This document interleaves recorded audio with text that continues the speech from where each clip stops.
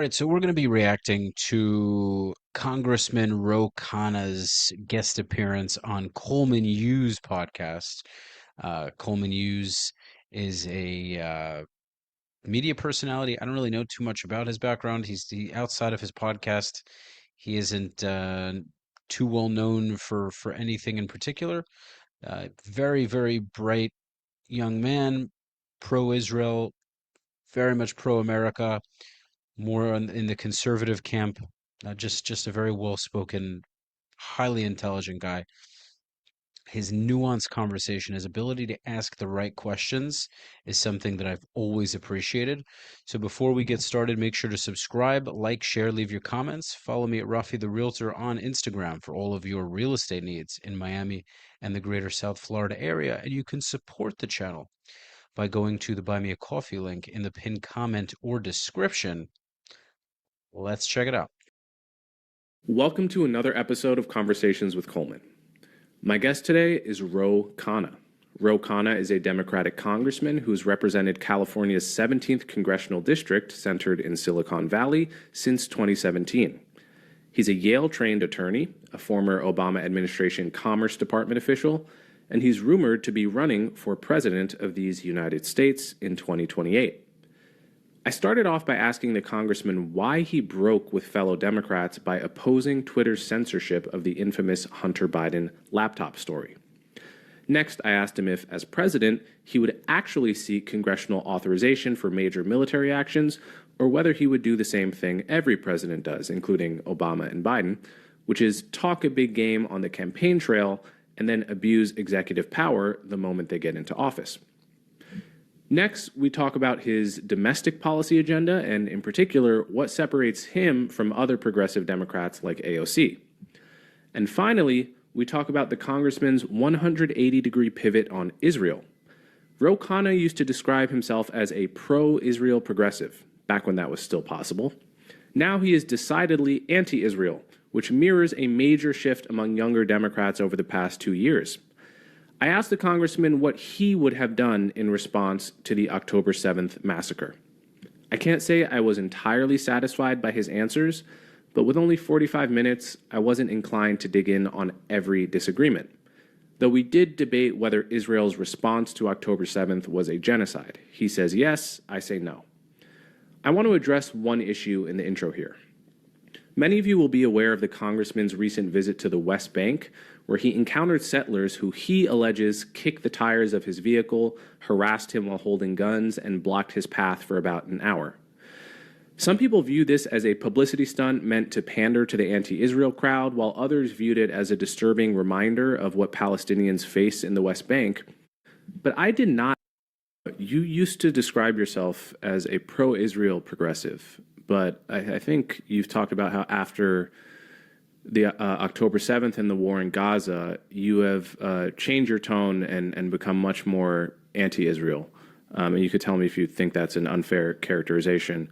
But my real question for you is, given that your pivot on this issue has been tightly connected to October 7th and the war in Gaza, how do you think Israel should have responded to that massacre?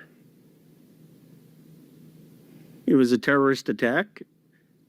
It was Hamas is a terrorist organization. I mean, the slaughter of innocent Israelis was heartrending.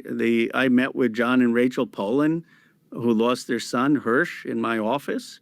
And it was brutal what happened to them, brutal what happened to a lot of the hostages. I have zero sympathy for Hamas, and I don't in any way justify what they did, nor do I think they should have any future in a Palestinian state. I supported initially Israel's right to go after those Hamas perpetrators. And I got criticized, I know people don't remember this on the left, for the first few months, because I did not rush right after October 7th to say there's a ceasefire. I said they should surgically go after the people who committed that atrocity. about 2.5 months into it, and I think I know this information is public now, they had destroyed a lot of the Hamas battalions. At that point, I did not think that militarily they could achieve anything more, and they should have stopped. And they should have engaged in a peace process with the Arab peace plan to try to actually have a non-Hamas Palestinian state with a secure Israel. And they continued, and they continued. And then they ended up killing 19,000 children in Gaza.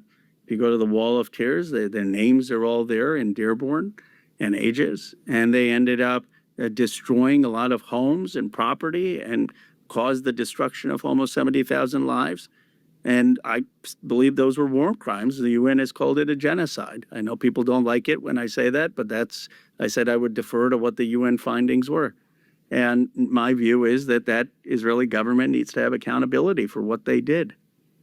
Okay, we'll get to genocide in a moment, but I want to double click on your answer here, because you said after a few months you felt that the IDF could no longer make serious military progress, and at that point they should have pivoted to negotiating for a non-Hamas Palestinian state or non-Hamas Gaza at minimum.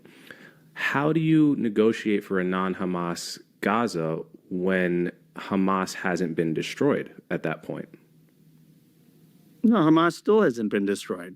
Hamas is still in charge in a large part of Gaza. What did they accomplish over the 2 years after around December? That's a totally legitimate critique that you're making now that is Israelis share, but how do you start negotiating for a non-Hamas Gaza when, as a matter of fact, Hamas is still embedded everywhere and not going to leave? That's not like a real... They did, right? That sounds like a... Eventually they got there. I mean, they've negotiated now, right? They're trying this border peace thing, which I have concerns about, but they are negotiating. And the question just was, when should they have started negotiating? My view is we could have saved a lot of lives, and they could have saved a lot of their own public opinion had they started negotiating in a few months in. Now, I understand it's hard because Hamas still had hostages, and they would have had to negotiate with those release of the hostages. And I'm not saying there were good choices.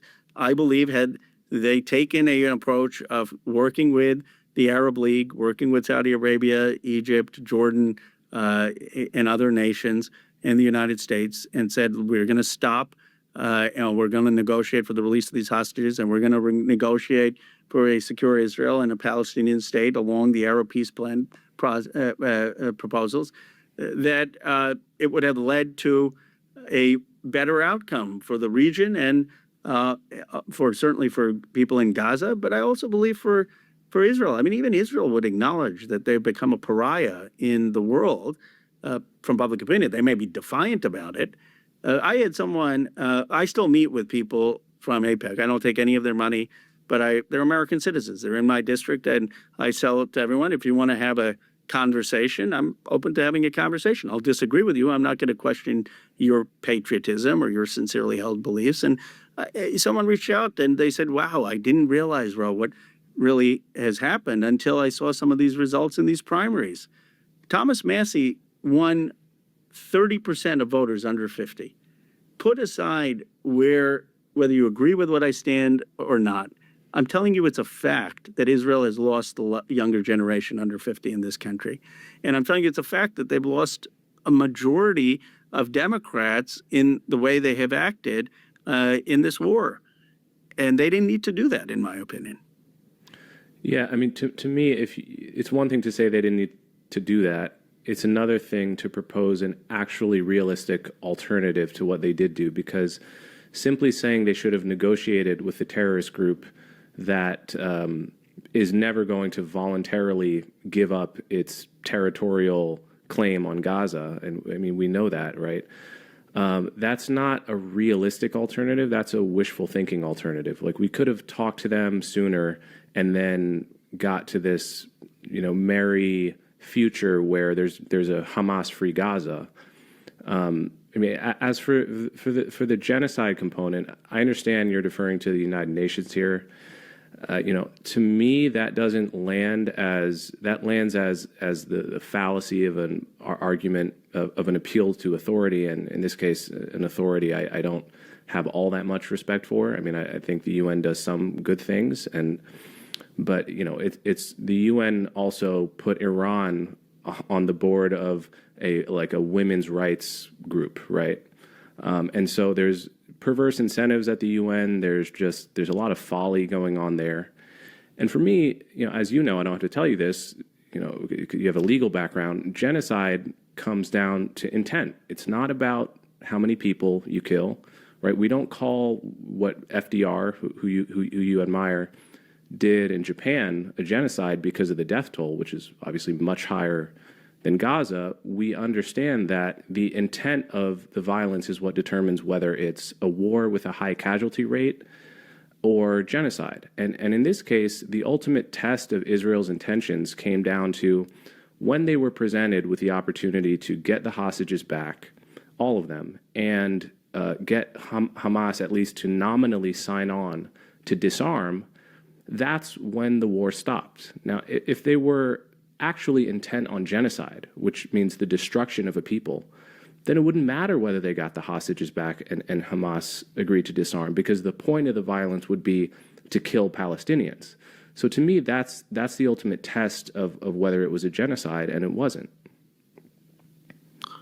Well, I believe that they took a deal that had been offered numerous times before by folks like Tony Blinken and Biden, but they rejected it, and ultimately they took it when American public opinion really soured on what was happening. And I think they saw the writing on the wall, and they saw that Trump wanted an end to the war as well. But those terms were offered more or less numerous times in those 2 years. And I don't think that the 2 years of fighting and killing all these people was justified. I believe that they could have gotten terms, if not identical, very similar a few months in after October 7th. Well, it's a good thing that nobody listened to you, Ro Khanna, because you would have been very wrong. If Israel had not accomplished the goal of getting all their hostages back after severely weakening Hamas, they would not be in this position today. If they did get back the hostages, they would have had to release far more terrorists to get it done. They already released way too many, and Hamas still exists. So earlier on, it would have been far worse. What, if anything, what they should have done is had a much more swift attack, which would have likely meant more civilian deaths on the Gazan side, but it would have meant fewer Gazan deaths in the future. It would have meant fewer deaths, in concurring wars. So the biggest issue now that we have is whether Israel's going to pull out or not. Because if Israel pulls out, they're going to end up in another war with the Gazans again. The Gazans are unfortunately not that bright, and they're going to want to wage another war against Israel again. Instead of just rebuilding Gaza and living peacefully and denouncing terrorism, they're going to keep training their young kids to fight in this battle for Jerusalem, for Al-Aqsa, and then they're going to cry to the world again, and the world's going to have sympathy and point the finger at Israel. This is just an inevitability if we allow this ridiculous peace force to come to fruition. When you look at Ben-Gvir, when you look at Smotrich, when you look at Gallant, when you say, look, they all should be shoved into a small part of Gaza, that they are all animals and we're going to treat them that way, that there needs to be a response that is disproportionate to what happened. Then you see people in the government basically showing reckless indifference for Palestinian lives, and you see them having a concerted strategy to push a people into a small part of Gaza, which is part of the definition of genocide, is the elimination of a group from their homeland. And do you believe? I mean, I'll ask you. Do you think Ben-Gvir or Smotrich really want Palestinians living in the West Bank or in Gaza? They call it Judea Samaria. I mean, they don't even acknowledge Palestinians, and I think they were part of this coalition that Netanyahu had to listen to stay in power. Yeah, I have no sympathy for Ben-Gvir and Smotrich and all the far right hyper nationalists. Yeah, it's very funny how Ben-Gvir and Smotrich became like that easy way for people to kind of say, well, I'm not a fan of the right-wing extremist Israelis, but I agree with Israel's right to exist.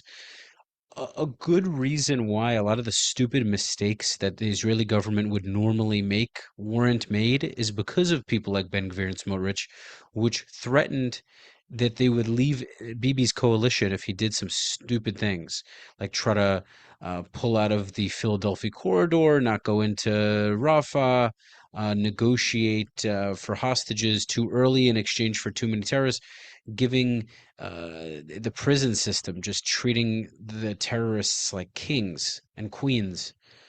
And Ben-Gvir took away pretty much all of their amenities and you know opportunity to go to college to get a college degree and have all of these things like a nice TV and all kinds of different foods. They had different kinds of soaps they could choose from. They have like a little supermarket and they can choose from like different kinds of ridiculous. These were people who slaughtered Israelis, and Ben-Gvir said enough of this nonsense. And so you could say you don't like these guys, but they're expanding the Jewish towns in Judea and Samaria, which should have been done a long time ago. No one else was really doing it to this extent. So I'm someone that can say, even if I don't think that they're tactful, neither is Trump. They get things done. They absolutely get things done. You can call them fundamentalists or whatever you like, but as far as ensuring Israel's security, they absolutely work to do that. Now, there are a lot of liberal Jews that think that, oh, it's too inflammatory, you're causing all this hatred. Ben-Gvir and Smotrich are the reason the world hates the Jews. No, it isn't. No, it isn't. The world hates the Jews regardless. The world hates Israel regardless. Having a strong Israel will deter these enemies from attacking us. See, so many Jews think that a strong Israel is the cause for all of the hatred against us. It is exactly the opposite. And I don't know when Jews will get it through their thick, stubborn skulls. We probably have the most stubborn people on the planet. The Jewish people are some of the most thick-headed, stubborn people I've ever met in my life. Some of the most brilliant, no doubt, but some of the most stubborn people you'll ever meet in your life. This is a known thing. It's written in the Old Testament, for God's sake. Two Jews, three opinions, as the old adage says. I think they're terrible for Israel. They're terrible for the Palestinians. They are part and parcel of the problem with settler violence in the West Bank. One of the great mistakes, I think, of the Israeli center was not agreeing to, because recall, Netanyahu, as his first choice, wanted to partner in coalition with the Israeli center. They refused on principle, which drove him out of necessity to partner with the far-right goons that were never a part of his coalition since he came back to the prime ministership around 2010. And for most of the war decisions were being made by a war cabinet that consisted of Israeli centrists as well. And so, on the one hand, I totally agree with your critiques of Ben-Gvir. I mean, they're maniacs. They're outside of the mainstream. But I also understand that when you have a country the size of New Jersey, where I grew up, size and population of New Jersey, where 1,000 people get killed by terrorists on your border in a single day, over 1,000 actually. The pressure to respond in a democracy and protect your citizens and get rid of the threat is overwhelming. And any Israeli politician, left, right, or center, would have been forced, and by the way, any American president, if we were in an analogous situation, which we never really are because we're just much more protected, would be forced to respond to eliminate the threat. And I have a lot of sympathy for the population that is surrounded on all sides by terror in that scenario. And I think the narrow focus on the far right of Israel, while in some sense totally justified and abhorrent, can obscure the larger situation of vulnerability that Israeli citizens left, right, and center are in vis-a-vis the terrorists and proxies of Iran that they're surrounded by. But we don't have to get all in on Israeli politics right now. What I really want to ask you is America's stance towards Israel, because that's more germane to ask someone that might be running for president. Let's say we end aid to Israel, right? Let's say $4 billion a year by default. That's canceled. We're giving zero. Do you feel the progressive left would let go of this issue and we'd say, okay, well, now it's just one of those conflicts out there in the world. It's like the Azerbaijanis and the Armenians hate each other. We're not involved. We're not funding either side. We're happy. We're no longer going to care about this issue. Or do you think that folks would want to go further and affirmatively be involved and support the Palestinian side of the issue? And more importantly, what would your end goal be for American policy? My end goal is a just peace. I understand the vulnerabilities you talked about, but I don't blame the Israeli people for the actions of the Israeli government. I said that the Israeli government, in my view, committed these war crimes and genocide, and I think if they had more enlightened leadership, they may have chosen a different path. I would have hoped that, but yes, there was emotional vulnerability, but that's leadership to take that situation and not have the kind of disproportionate response that not only led to huge destruction, but has made them a pariah in the world in terms of public opinion. What I would want is a Palestinian state, America to recognize a Palestinian state. It should not have Hamas. We need to work with the other Arab nations on what that Palestinian state would look like. We should end the settler violence. Yanan Levy, one of the extremist settlers, were just arrested today.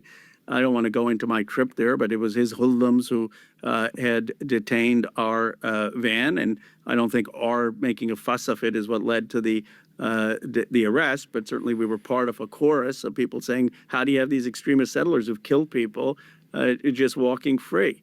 And so a call for a Palestinian state that's not Hamas, a call for an end to the outposts, a call for an arrest of the extremist settlers, and ultimately a Palestinian state living with Israel as a secure Jewish democratic state.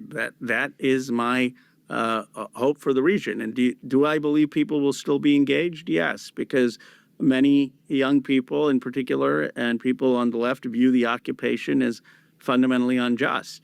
And I view it as unjust, having been there. And until that situation resolves, it will be part of American politics, and it will be part of American politics because we've had a relationship with Israel for 75 years and have been part of a system where Palestinians have not had self-determination. Yeah, well, hopefully Ro Khanna will have no influence on Israeli policy in any form or fashion, because two states is the end of Israel.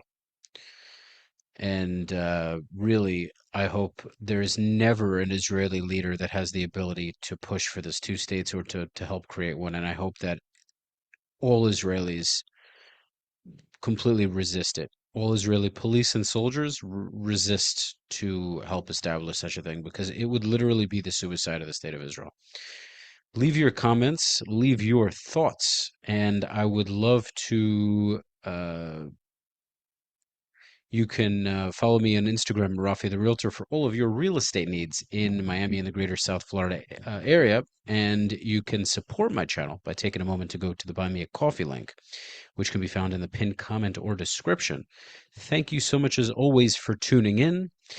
I look forward to you tuning in to the next video. Until next time, peace.